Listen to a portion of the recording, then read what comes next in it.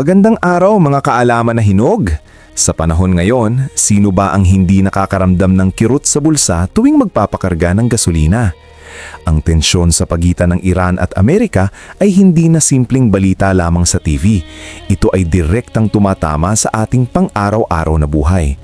Alam nyo ba na mahigit 98% ng ating krudo ay galing sa Middle East at ang karamihan dito ay dumadaan sa Strait of Hormuz, isang makitid na daanan na ngayon nasa gitna ng sigalot? Oo mga kaibigan, at ang epekto nito ay hindi lang nararamdaman ng mga may sasakyan, kundi ng bawat pamilyang Pilipino, mula sa pamasahe hanggang sa presyo ng ulam sa hapagkain natin. Kaya sa video na ito, ibabahagi ko sa inyo ang 10 pangunahing epekto sa Pilipinas dahil sa mataas na presyo ng gas ngayong 2026. Pang-una sa ating listahan, direktang pagtaas sa presyo ng gasolina at diesel sa mga bombahan. Sa loob lang ng isang linggo, umabot sa 7 hanggang 13 pesos ang itinaas ng gasolina. 17.50 pesos hanggang 24.25 pesos para sa diesel at 32 pesos hanggang 38.50 pesos naman sa kerosene. Isipin ninyo yan, ang diesel na dating nasa 70 pesos kada litro ay biglang nagdagdag ng halos 24 pesos, katumbas ng mahigit 50% pagtaas sa loob lamang ng ilang araw. Bakit ganito kalaki at kabilis? Ayon kay Professor Emmanuel Leico, isang ekonomista, ang pagtaas na ito ay sumasalamin sa replacement cost. Ibig sabihin, ang presyo ng gasolinang ibinebenta ngayon ay base sa mahal na presyo ng bibilhin pang kapalit ng mga oil companies, hindi sa luma nilang stock na mas mura ang pagkakuha. Ito ang tinatawag na deregulated oil market. Walang direktang kontrol ang gobyerno sa presyo dahil sa batas na Oil Deregulation Law. Ang payo ko, sa panahong ganito, ugaliing mag-monitor ng presyo sa iba't ibang gasolinahan at iwasan ang panic buying dahil ayon sa kay BBM, sapat naman ang supply ng gasolina sa bansa. Tingin mo, totoo kaya ang sinasabi ng ating Pangulo? I-comment mo ang sagot mo.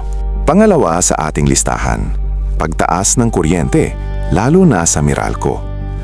Ang epekto ng giyera ay hindi lang sa gasolina. Umaabot din ito sa ating kuryente. Bakit? Dahil marami sa ating power plants ay tumatakbo gamit ang liquefied natural gas or LNG. Ang LNG prices ay pumalo na sa pinakamataas mula noong 2022 dahil sa pagkakahinto ng production sa Qatar na siyang nagpo-provide ng ikalimang bahagi ng global supply.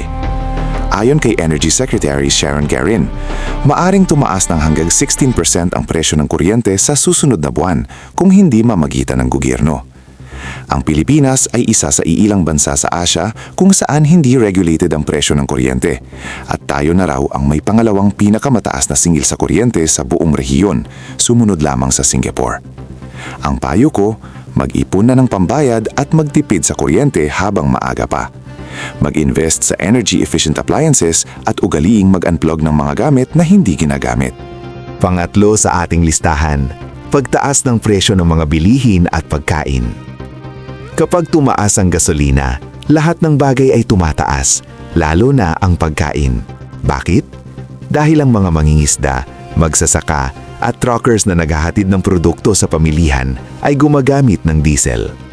Ayon kay National Statistician Claire Dennis Mapa, mahigit 36% ng Consumer Price Index o CPI basket natin ay direktang o hindi direktang naaapektuhan ng pagtaas ng presyo ng langis. Kasama rito ang mga produktong agrikultural, pagkain sa labas ng bahay at transportasyon ng pasahero na sama-samang bumubuo ng halos 28% ng CPI. Kung magmamahal ang gasolina, magmamahal ang isda, karne, gulay at kanin na inyong binibili. Ang payo ko, sa pamimili, mag-opt na para sa mas murang alternatibo at iwasan ang pag-aaksaya ng pagkain. Magtanim ng sariling gulay kung may bakuran, isa itong malaking tipid.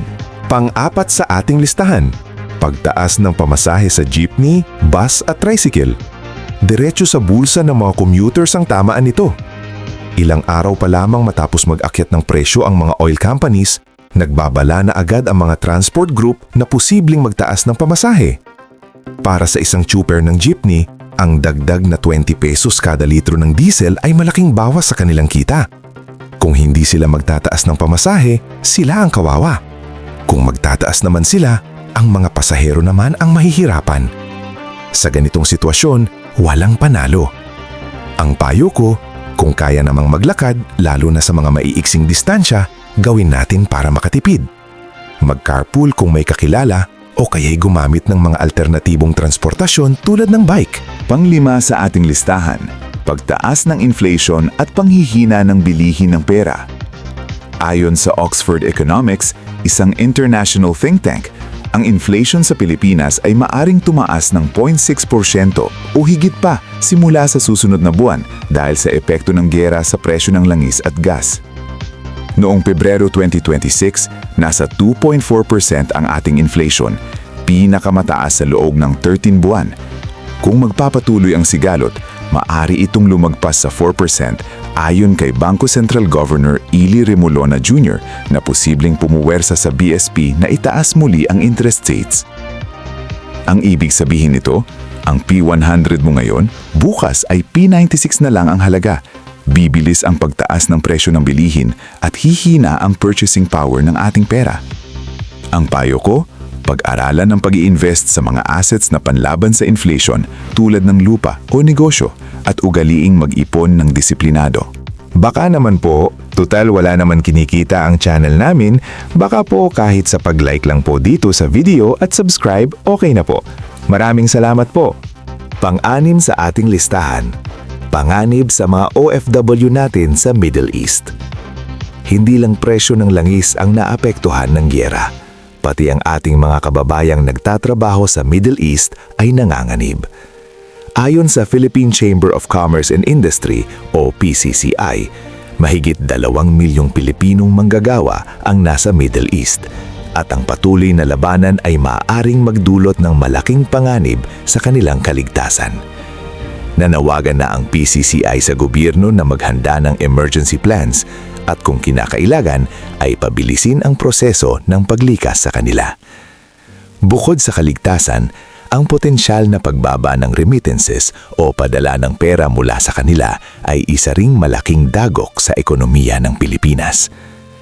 Ang payo ko, kung may kamag-anak kayo sa Middle East, kausapin sila at yaking alam nila ang mga emergency numbers at planong paglikas ng embahada.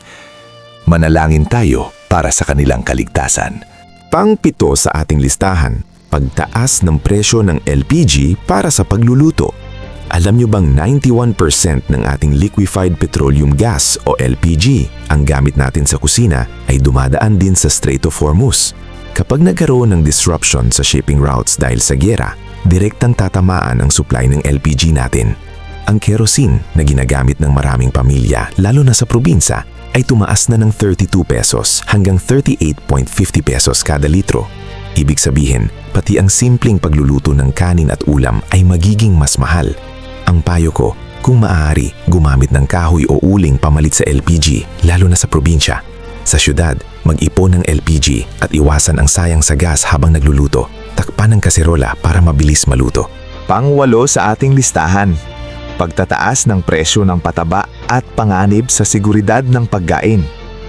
Malaking bahagi ng ating mga magsasaka ang umaasa sa imported na pataba o fertilizer. Halos 7% ng ating fertilizer ay direktang galing sa Middle East. Mulit ang mas malaking problema, ang mga pangunahing supplier natin ng nitrogen fertilizers tulad ng urea at ammonia, China, Indonesia at Malaysia, ay lubos ding naapektuhan ng pagsasara ng Strait of Hormuz. Kapag nagmahal ang pataba, magmamahal ang produksyon ng pagkain. Kapag nagmahal ang produksyon, magmamahal ang bigas, gulay at prutas. At kung magtagal ang disruption, posibleng humantong ito sa food security crisis. Ang payo ko, suportahan natin ang ating mga lokal na magsasaka, bumili ng direktang galing sa kanila para mas makatipid at masiguradong sariwa ang pagkain.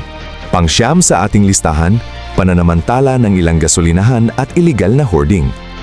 Sa gitna ng krisis, may mga naghahanap ng pagkataon para kumita ng sobra. Ayon kay DOE Secretary Sharon Garin, umabot na sa 54 na gasolinahan ang nahuling nananamantala sa pagpipresyo. Ang iba ay nag-hoard, tinatago ang supply at naghihintay na tumaas pa ang presyo bago magbenta. Alam ninyo po, hindi na makatarungan ang ginagawa nila. Pirwisyo sa bayan, sabi ni Garin, at nagbabala na kanilang kakasuhan at isasara ang mga establisimyentong ito. May mga gasolinahan ding hindi sumusunod sa price freeze at iba pang direktiba ng DOE. Ang payo ko, maging mapagmatyag tayo. Kung may napapansin kayong gasolinahan na sobrang mahal kumpara sa iba o biglang nawawala ng supply, i-report agad sa DOE o DTI. At ang pang-10 sa ating listahan, paghahanap ng gobyerno ng solusyon at pagbabago sa energy policy. Sa gitna ng krisis, gumagalaw din ang ating gobyerno. Naghain si Senadora Loren Legarda ng Senate Bill No. 1942 o Fuel Price Relief Act na naglalayong magkaroon ng malinaw na mekanismo para pangsamantalang ibaba o suspindihin ang excise tax at 12% VAT sa gasolina, diesel, kerosene at LPG kapag umabot sa crisis level ang presyo ng langis.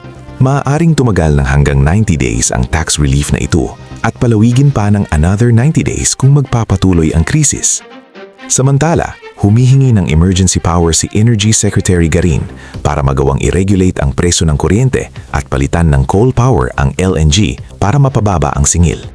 Ang administrasyon naman ni Pangulong Marcos Jr. ay naghahanda na ring bawasan ng excise tax kapag umabot ng $80 per barrel ang presyo ng Dubai crude. Ang payo ko, suportahan natin ang mga hakbang na ito ng gobyerno at maging mapanuri sa mga kandidato at leader na may malinaw na plataforma para sa energy independence. Mga kaalamang hinog, mahalagang tandaan na walang maliit na epekto ang digmaan, lalo na sa isang bansang tulad ng Pilipinas na lubos na umaasa sa imported na langis. Ang tunay na kaligtasan ay nasa paghahanda, pagkakaroon ng emergency fund, pagtitipid sa kuryente at gasolina at pagiging matalinong mamimili. Ang video na ito ay hindi para takutin kayo, kundi para maging handa kayo sa anumang posibilidad. Ang kaalaman ay kapangyarihan at ang pagiging handa ay ang unang hakbang tungo sa kaligtasan ng inyong pamilya. Ibahagi natin ang video na ito sa ating mga mahal sa buhay, lalo na sa mga tsuper, magsasaka at sa mga commuter na araw-araw nakikipagsapalaran. Naway makatulong ang kaalamang ito sa kanilang paghahanda. Maraming salamat po sa inyong panonood. Ingat po tayo palagi at ipagdasal natin ang kapayapaan sa buong mundo at ang kaligtasan ng ating mga OFW sa Middle East. God bless po sa ating lahat.